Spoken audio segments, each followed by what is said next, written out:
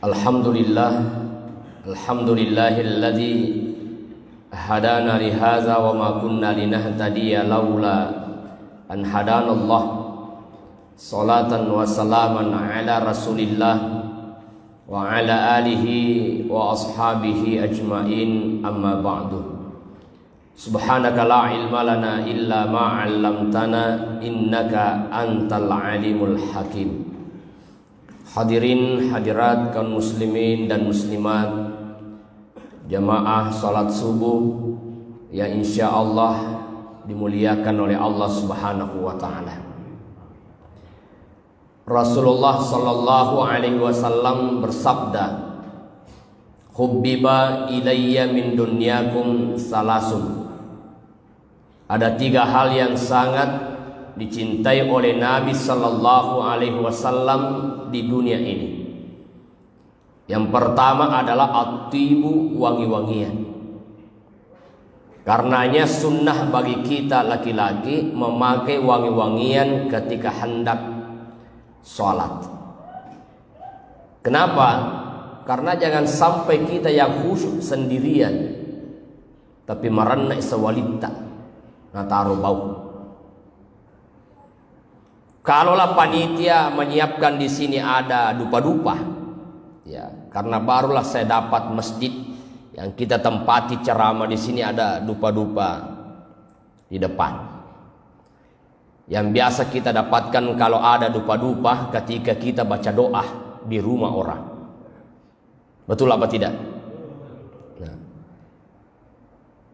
Sehingga biasa Tony tomak baca doa teri-teri Pak Imam. Kata yang punya rumah pasti diterima doanya Pak Imam ini. Kenapa? Dia menangis. Padahal kenapa Pak Imam menangis? Karena najinnya rumpuh. Terlalu banyak asapnya. Bukan asapnya yang penting tapi wanginya. Maka tujuan daripada dupa-dupa ini adalah bagaimana ada aroma wewangian. Kalau Bapak Ibu berangkat umrah keluar dari Masjid Nabawi, toko-toko terbuka, mereka bakar kemenyan dupa-dupa supaya wangi. Bahkan suatu ketika ada pengajian di sekitar Ka'bah. Itu masih di area tawaf, orang pengajian, ada syekh yang membawakan pengajian.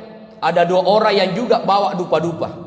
Untuk apa? Menimbulkan aroma wangian. Masumanga kumawangi. Nah, yetosi di makun raya bagi ibu-ibu, wangi-wanginya pakai di rumah. Untuk siapa? Untuk suami.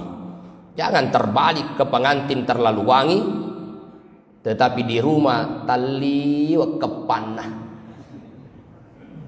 Betul apa tidak? Ya. Itu atibu wangi-wangian. Itu sunnah. Termasuk yang tidak boleh dianggap enteng itu adalah ada satu hadis Nabi sallallahu alaihi wasallam, as-salatu bis-siwaki afdalu min sab'ina shalah bila siwaki. Salat dengan bersiwak atau bersikat gigi itu lebih afdal daripada salat tanpa bersiwak atau bersikat gigi. Bandingannya 1:70 pahala. Maka beruntunglah Bapak Ibu yang bersiwak, bersikat gigi baru ke masjid, dapat pahala lebih dari 70. Yang rena sikat gigi, sabar no. Itu siwak. Ini tidak boleh dianggap enteng. Kalaulah subuh Jumat ini alhamdulillah, ya, kira-kira Bapak Ibu bacaan imam kita itu panjang apa tidak tadi? Masih lumayan. Oh, berarti masih mau ditingkatkan ya. Artinya kalau lebih panjang dari itu masih mampu, betul? Ceritamu. Ya, lumayan itu artinya kalau bisa Pak Ustaz, sudah lama itu. Apakah boleh dipendekkan? Ya. Yang sunnah awalnya itu adalah kata Nabi sallallahu alaihi wasallam, "Fi rakaatil ula", pada rakaat pertama bacalah surah As-Sajdah. Pada rakaat kedua di subuh Jumat kata Nabi, bacalah surah Al-Insan. Jadi yang sunnah awalnya itu adalah pembacaan surah As-Sajdah dan surah Al-Insan di rakaat kedua. Hanya saja di dalam surah As-Sajdah ada ayat sajadah. Yang sunnahnya lagi adalah sujud tilawah. Ya, jadi kalaupun harus ya dikurangi, ya diambil tetap 2 surah. Tapi ada masjid karena imamnya tidak ada yang hafal Al-Insan dan As-Sajadah, terpaksa tidak ada salat subuh di masjid. Pulang mereka sama. Padahal ini sunnah. Kalau di antara jamaah kebetulan imamnya tidak hadir atau yang hafal tidak ada yang hadir, ya majulah 1 orang untuk memimpin sholat. Itu sebenarnya di belakang imam itu adalah orang yang mampu mengganti imam. Jadi di semara monrina imamnya. Kenapa? Kalau imam batal wuduknya, dia harus meninggalkan tempat. Maka yang di belakang imam maju 1 langkah mengganti imam meneruskan sholat. Itu sebabnya kenapa ada pintu di depan, supaya nolak cili imamnya mendek. Itu kalau batal. Misalnya lagi sujud atau ruku, tetik temena, atau dia kentut. Secet demi dia tuh mereka mau cek demi. Karena batal harus meninggalkan tempat, diganti mereka yang ada di belakang. Jadi pertama yang sangat dicintai oleh Nabi adalah at-tib, wangi-wangian. Yang kedua yang dicintai oleh Nabi SAW di dunia ini adalah an-nisa, wanita. Wanita soleha. Maka para pemuda carilah wanita soleha. Cari wanita yang menutup aurat. Kenapa? Kalau kita punya istri bapak-bapak keluar dari rumahnya tidak menutup auratnya, maka 1 langkah dari istri itu sesungguhnya menyeret suaminya masuk ke dalam neraka. Karena itu tanggung jawab suami. Hanya wanita solehalah yang mampu mendidik anak-anak dengan baik. Perkembangan Islam, Nabi SAW sangat bersedih ketika istrinya meninggal. Karena istri Nabi SAW yang bernama Khadijah luar biasa. Khadijah suatu ketika menangis. Bertanyalah Rasulullah, wahai istriku, kenapa engkau menangis? Apa jawaban Khadijah? Ya Rasulullah, yang membuat aku menangis karena saya masih ingin menyedekahkan hartaku, tapi sudah habis. Unru besana. Kalau istri kita menangis, Pak, apa yang membuatnya menangis? Kenapa kamu menangis? Yang membuat aku menangis, wahai suamiku, sudah 20 tahun kita berumah tangga. Sudah 20 tahun pula engkau janji saya melingak ka foto beroncong. Tapi beroncong nam itu 5 lingak kak. Iya. Itu menangis dunia. Menangis akhirat. Kenapa menangis? Wahai suamiku, yang membuat aku menangis, kalau aku lihat penghasilanmu besar, tokomu banyak, mobilmu mengkilap, yang membuat aku menangis, teganya hatimu, kau pergi sholat Jumat, celengan ada di depan, kau hanya memasukkan 1000. Itu yang membuat aku menangis. Kira-kira Pak, biasa ke istri kita menangis gara-gara itu? Dia gagah.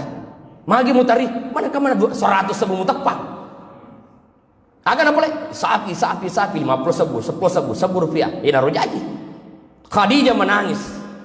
Wahai ya Rasulullah, jika harta saya sudah habis engkau pakai di jalan Allah dan aku telah meninggal, maka galilah kuburanku yang telah memutih.